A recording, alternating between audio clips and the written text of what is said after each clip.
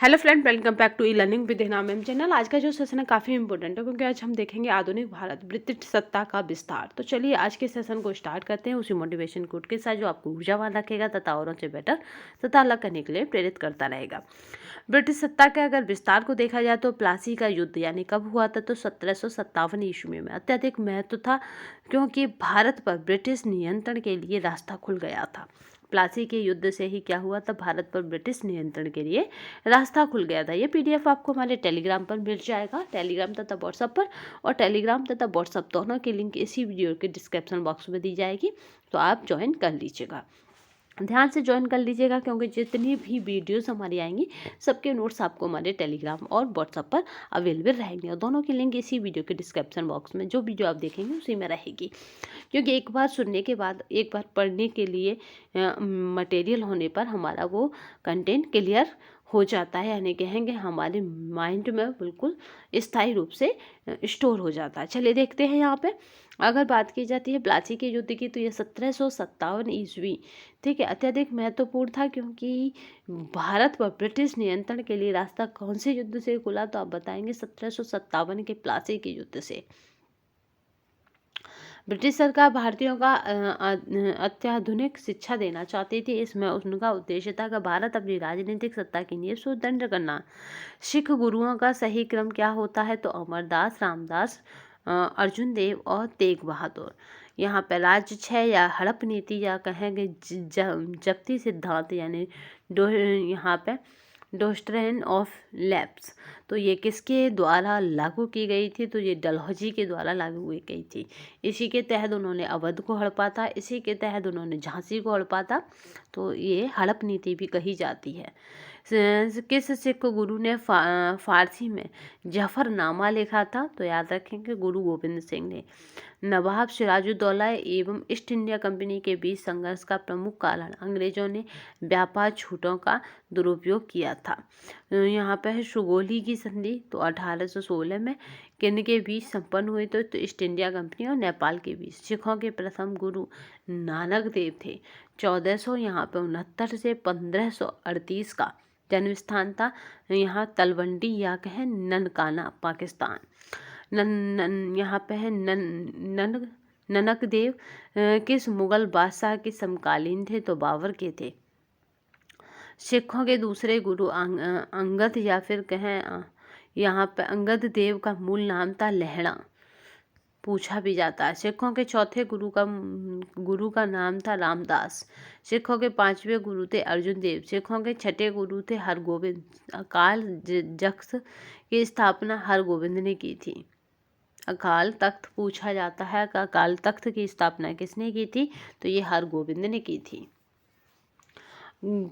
हरगोविंद ने अपना अंतिम समय कहाँ व्यतीत किया था, तो कश्मीर की पहाड़ियों की यहाँ पे है कीरतपुर में। सिखों के नौवे गुरु तेग बहादुर का मूल नाम था त्यागमल। सच्चा बादशाह की उपाधि किसने धारण की थी, तो गुरु तेग बहादुर ने। तेग बहादुर की हत्या किसने करवाई थी, तो मुगल बादशाह औरंगजेब ने। खालसा का उद्देश्य कब और किसने जारी किया, तो यहाँ पे 1699 में गुरु गोविंद ने।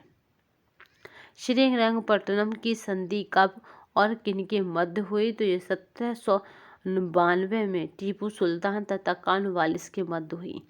तृतीय अंग्ल मैसूर युद्ध के दौरान टीपू के विरुद्ध यहाँ पर चतुर्पक्षीय संयुक्त मोर्चा में शामिल थे त्रावणकोर, निजाम, मराठा और अंग्रेज। 1775 ईस्वी में किसने बंगाल के समकालीन नवाब को यहाँ पे है बताल या फेटम या छाया पुरुष या फिर कहें घास फूस का आदमी कहा, तो ये थे वारेन हेस्टिंग ने।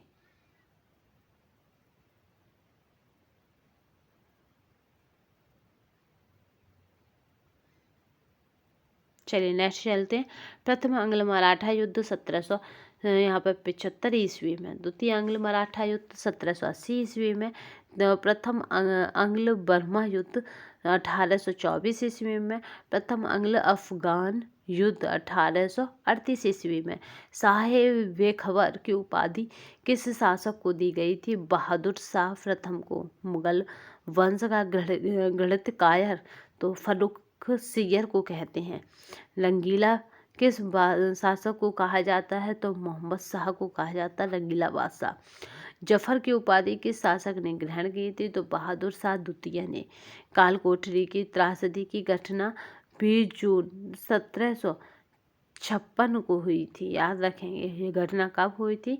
तो ये 20 जून 1756 को हुई थी। कल यहाँ पे है अलीनगर की संधि, तो याद रखेंगे अलीनगर की संधि की बात की जाए तो 9 फरवरी 1757 में हुई थी। जो कि ये क्या है?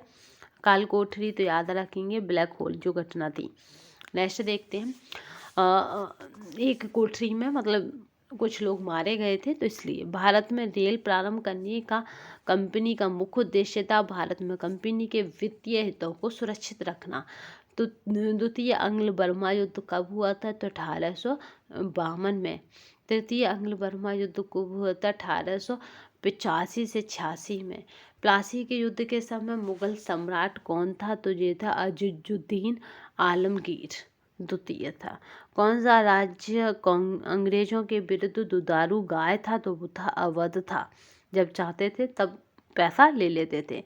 कालकोठरी यानी ब्लैक होल की घटना जिसमें 146 लोगों में से 123 लोग एक ही छोटी कोठरी में बंद कर दिए जाने के कारण मर गए थे, कहाँ घटित हुई थी? तो कोलकाता में। ठीक है, इसी को अभी हमने देखा था कालकोठरी की घटना।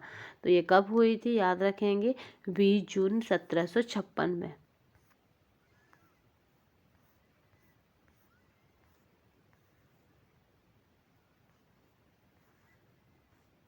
चलिए नेक्स्ट देखते हैं।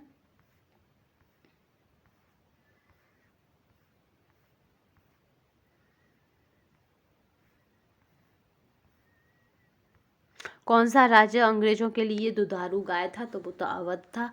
और जो ब्लैक होल की जो घटना थी उसमें कितने लोग मारे गए थे? तो 123 लोग मारे गए थे। यह घटना कहाँ घटित हुई थी? कोलकाता में। रणजीत सिंह ने सुप्रसिद्ध कोहिनूर हीरा प्राप्त किया था शाहजहां, यहाँ पे है शाहजहां से, शाह शुजा से। याद रखेंगे महाराणा रणजीत सिंह के उत्तराधिकारी थे खड़ग सिंह। प्रशासनिक अव्यवस्था या कुशासन के आधार पर डलहौजी ने किस राज्य को ब्रिटिश साम्राज्य में मिलाया? अवध को। झांसी को मिलाया वहां पे पुत्र न होने से, या फिर कहें कि आगे सत्ता का स्थानांतरण न होने से। किस ने लॉर्ड वेलेजी के साथ सहायक संधि पर हस्ताक्षर किए? हैदराबाद के निजाम, अवध के नवाब और मैसूर के राजा ने। इन तीनों ने क्या किया था? संधि हस्ताक्षर पर हस्ताक्षर किए थे। द्वैशासन नीति को किसने समाप्त किया? तब वारेन हेस्टिंग ने। अंग्रेजों का सर्वाधिक विरोध किसने किया? मराठों ने। अवध के स्वायत्त राज्य के संस्थापक कौन थे? तो वो थे सादत खां बुरहान उल मुल्क थे।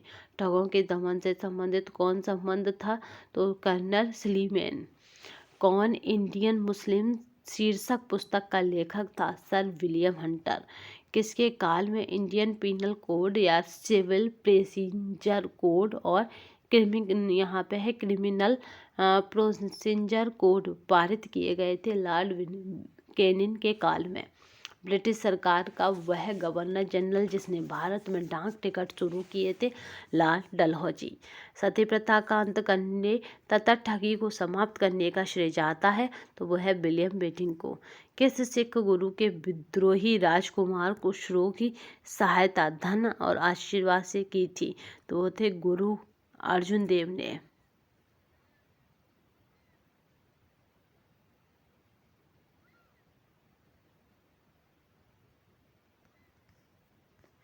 सबसे अधिक निर्णायक युद्ध जिसने अंग्रेजों के भारत में प्रभुत्व को स्थापित कर दिया, बक्सर का युद्ध कहा जाता है। टीपू सुल्तान की मृत्यु कब और कहाँ हुई थी? तो 1799 ईस्वी में श्रीरंगपट्टनम में हुई थी।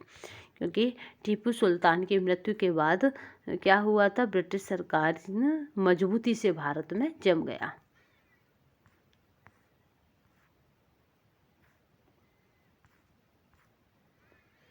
चलिए नेक्स्ट देखते हैं।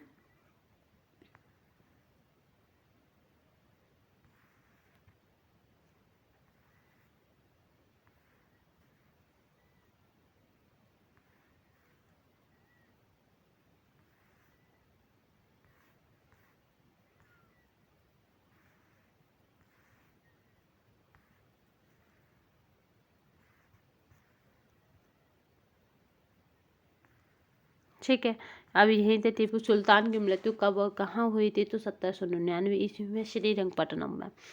वर्ष 1700 यहाँ पे बात करते 1798 में लॉर्ड वेलेजी द्वारा प्रस्तावित सहायक संधि को स्वीकार करने वाला सबसे पहला भारतीय शासक था हैदराबाद का निजाम। भारत का प्रथम गवर्नर जनरल व वायसराय था लॉर्ड कैनिंग। तीसरे आंग्ल मैसूर युद्ध को रोकने के लिए टीपू सुल्तान ने अंग्रेजों के साथ कौन सी संधि की थी? श्रीरंगपट्टनम की संधि। टीपू सुल्तान ने अपनी राजधानी बनाया था श्रीरंगपट्टनम को। क्लाइव बंगाल का गवर्नर बना था 1798 ईस्वी में। ठीक है, क्लाइव बंगाल का गवर्नर बना था 1758 ईस्वी में। ठीक है, 1758 में। ठगी प्रथा के उन्मूलन से संबंधित गवर्नर था विलियम बेटिंग। हड़प नीति के अंतर्गत तो कौन से भारतीय राज्य कब्जे में लिए गए थे? झांसी, नागपुर व सतारा। सिखों के सैन्य संप्रदाय खालसा पद का प्रवर्तन किसने किया था? तो गुरु गोविंद सिंह ने। 1757 में सिराजुद्दौला किसके द्वारा पराजित किया गया? तो क्लाइव के द्वारा। बक्सर का युद्ध 1764 ईस्वी में अंग्रेजी सेना का नेतृत्व किसने किया था? यहाँ पे थे हेक्टर यहाँ पे मुनरो ने। बंगाल का द्वैत शासन यानी 1965 से 1772 तक किस अधिनियम के तहत वारेन हेस्टिंग बंगाल का प्रथम गवर्नर जनरल बना था? तो 1773 रेगुलेटिंग एक्ट के तहत। किसके समय में कोलकाता में प्रथम न्यायालय की स्थापना की गई थी? वारेन हेस्टिंग के समय में। किस सिख गुरु ने गुरु नानक की जीवनी लिखी थी? गुरु अर्जुन देव ने। भारत का वह शासक जिसने विदेशों में आधुनिक पद्धति से दूतावास स्थापित किए? टीपू सुल्तान। किसके समय में ब्रिटिश भारतीय राज्य क्षेत्र का अंतिम प्रमुख विस्तार? डलहौजी के। 1 नवंबर 1858 को महारानी विक्टोरिया का घोषणा पत्र इलाहाबाद में पढ़कर सुनाया गया, लॉर्ड कैनिंग ने। बंगाल के किस गवर्नर के काल में पिट्स इंडिया एक्ट यानी 1784 पारित किया गया? वारेन हेस्टिंग के। किसने अपनी राजधानी मुर्शिदाबाद से मुंगेर स्थानांतरित की? मीर कासिम ने। किसकी समाधि के कारण नंदेड़ गुरु द्वारा सिखों द्वारा पवित्र माना जाता है? गुरु गोविंद सिंह। बंगाल के किस नवाब ने 2 वर्षों के लिए सभी व्यापारियों के लिए समस्त व्यापारिक करों एवं चुंगियों को खत्म कर एक बड़ा असाधारण कदम उठाया? मीर कासिम ने। सिखों के अंतिम गुरु थे गुरु गोविंद सिंह। अंग्रेजों को पेंशनर बनने वाला प्रथम मुगल बादशाह था शाह आलम द्वितीय, जिसने अंग्रेजों से पेंशन ली थी। सैयद बंधुओं को पतन किसके समय हुआ था? मोहम्मद शाह के। किस मुगल बादशाह का नाम रोशन अख्तर था? तो वो था मोहम्मद शाह रंगीला। दसम ग्रंथ या चंडी चरित्र या विचित्र नाटक एवं जफरनामा किसकी रचनाएं हैं? गुरु गोविंद सिंह की। बंगाल के किस गवर्नर के समय में सरकारी खजाना मुर्शिदाबाद से कोलकाता स्थानांतरित किया गया? तो वारेन हेस्टिंग के। 1707 ईस्वी में औरंगजेब की मृत्यु के बाद यहाँ पे मोहम्मद मुअज्जब किस नाम से मुगल राज सिंहासन पर बैठा? तो बहादुर शाह के नाम से। डलहौजी की सबसे भयंकर राजनीतिक भूल सिद्ध हुई? अवध का अधिग्रहण। किसके शासनकाल में ब्लैक होल घटना घटित हुई? तो सिराजुद्दौला। भारत का प्रथम गवर्नर जनरल था विलियम बेटिंग। नृप निर्माता के रूप में किन्हें जाना जाता है? सैयद बंधु को। अवध, हैदराबाद, भरतपुर, रुहेलखंड एवं फर्रुखाबाद किस मुगल बादशाह के मुगल शासक के समय में स्वतंत्र हुए थे? तो वो थे मोहम्मद शाह रंगीला के समय में। भारत पर आक्रमण करने वाले किस ईरानी शासक को ईरान का नेपोलियन कहा जाता है? तो वो है नादिर शाह को। अहमद शाह अब्दाली के प्रथम आक्रमण के समय मुगल सम्राट कौन था? तो वो था मोहम्मद शाह रंगीला। किसने ग्रामीण जाटों को एक सैनिक शक्ति के रूप में संगठित किया? तो वो था चूड़ामणि या फिर चूड़ामणि। किसे जाटों का अफलातून एवं जाटों का आदरणीय व विद्वान व्यक्ति कहा जाता है? तो वो था सूरजमल को। इलाहाबाद की द्वितीय संधि यानी 16 अगस्त 1765 किन के बीच हुई? तो वो थे सिराजुद्दौला एवं क्लाइव के बीच। कर्नल क्लाइव का यहाँ पर गधा या सियार की संज्ञा दी गई थी मीर जाफर को। किसने फ्रांसीसी विशेषज्ञों की मदद से डिंडुगुल में एक आधुनिक शस्त्रागार स्थापित किया? हैदर अली। किसने घोषणा कर रखी थी कि वह अंग्रेजों को पहले तो अकाट से निकाल बाहर करेगा, फिर अंततः भारत से? हैदर अली ने।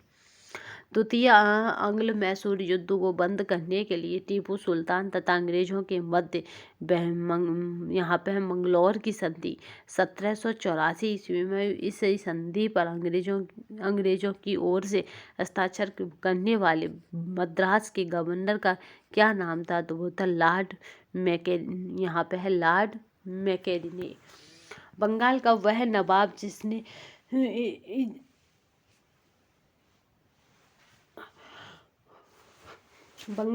नवाब जिसने इजारेदार कहलाने वाले अपने प्रतिनिधियों के माध्यम से कर वसूला? तो वो थे अलीवर्दी खां। बंगाल के किस नवाब ने अपने उत्तराधिकारी को यह सलाह दी कि वह तीनों अंग्रेज, फ्रांसीसी, डच को एक साथ निर्बल करने को विचार मत करना? इन तीनों में अंग्रेज सबसे सशक्त है, पहले उनका अंत करना, अन्य तुमको विशिष्ट कष्ट नहीं देंगे। अलीवर्दी खां। बंगाल के नवाब अलीवर्दी खां का उत्तराधिकारी कौन था? सिराजुद्दौला। पंजाब के राणा रणजीत सिंह की राजनीतिक राजधानी कहाँ थी? लाहौर। प्लासी की लड़ाई में अंग्रेजी सेना का नेतृत्व किया था रॉबर्ट क्लाइव ने। किस राज्य के शासक नवाब वजीर कहलाते थे? अवध के नवाब। किस राज्य के शासक नवाब वजीर कहलाते थे? तो होते हैं अवध के नवाब। किसने कहा था मैं अंग्रेजों के स्थल साधनों को तो समाप्त कर सकता हूँ, परंतु समुद्र को नहीं सुखा सकता? टीपू सुल्तान ने। ठीक है, कहीं कहीं पे आता है कि उसने ये कहा था कि मैं इन्हें क्या कर सकता हूँ, मैं अंग्रेजों को ख़त्म तो कर सकता हूँ मगर मैं समुद्र को नहीं सुखा सकता। तो वो कथन था टीपू सुल्तान का। किसकी अत्यंत प्रिय उक्ति थी?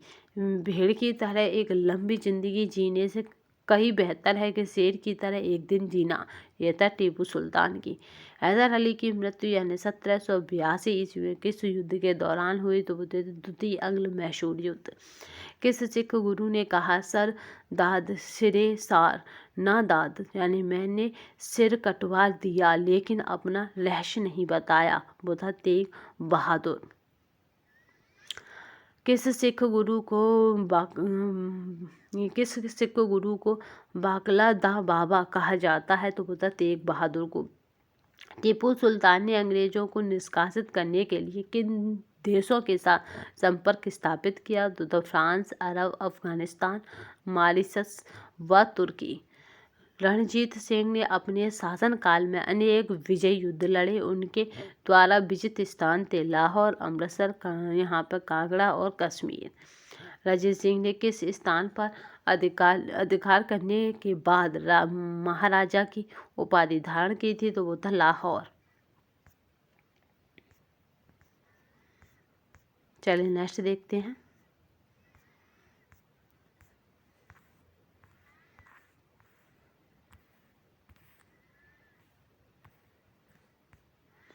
रणजीत सिंह को किस विजय अभियान के फलस्वरूप जमजमा नामक तोफ की प्राप्ति हुई? तो वो था अमृतसर विजय अभियान। भारत का वह सहायक संधि के जन्मदाता आविष्कारक थे लॉर्ड वेलेजी। ठीक है। सहायक संधि के जन्मदाता या आविष्कारक पूछे जाते हैं तो बुद्ध हैं वेलेजली। पंजाब में सिख राज्य के संस्थापक रणजीत सिंह। गौद प्रथा प्रतिबंध लगाने वाला झांसी रानी वाली, उन्होंने क्या करा था, अपना दंतक पुत्र लिया था यानी गोद पुत्र लिया था, उस पर प्रतिबंध किसने लगाया था, डलहौजी ने। रणजीत सिंह एवं अंग्रेजों के बीच हुई अमृतसर की संधि 1809 में किस नदी को दोनों के राज्य क्षेत्रों के बीच की सीमा निर्धारित किया गया था, सतलज को। भारत के किस गवर्नर जनरल के समय में सिंध का विलय अंग्रेजी राज्य में किया गया, ये थे लॉर्ड एलनबरो। सिंध विजय का श्रेय किसे दिया जाता है, सर चार्ल्स नेपियर को। सहायक संधि के संबंध में किसने कहा, हमारी नीति और हमारे लक्ष्य ने हमारे राज्यों को शून्य की स्थिति में पहुंचा दिया है, वो थे लॉर्ड वेलेस्ली। ठीक है। सहायक संधि के संदर्भ में किसने कहा था कि हमारी नीति और हमारे लक्ष्य ने भारतीय राज्यों को शून्य की स्थिति में पहुंचा दिया है, तो वो थे वेलेस्ली। तो आज की श्रृंखला हमने कवर कर ली है और इसका जो PDF आपको हमारे टेलीग्राम तथा व्हाट्सएप पर मिल जाएगा। तो आधुनिक भारत से ब्रिटिश सत्ता के विस्तार यानी किस तरह ब्रिटिश सत्ता भारत में विस्तारित हुई, उसकी श्रृंखला हमारी आज कंप्लीट होती है। उसका जो PDF आपको हमारे टेलीग्राम तथा व्हाट्सएप दोनों पर अवेलेबल रहेगा। तो आज के लिए बस इतना ही। नए सेशन में फिर मिलेंगे, तब तक के लिए वंदे मातरम।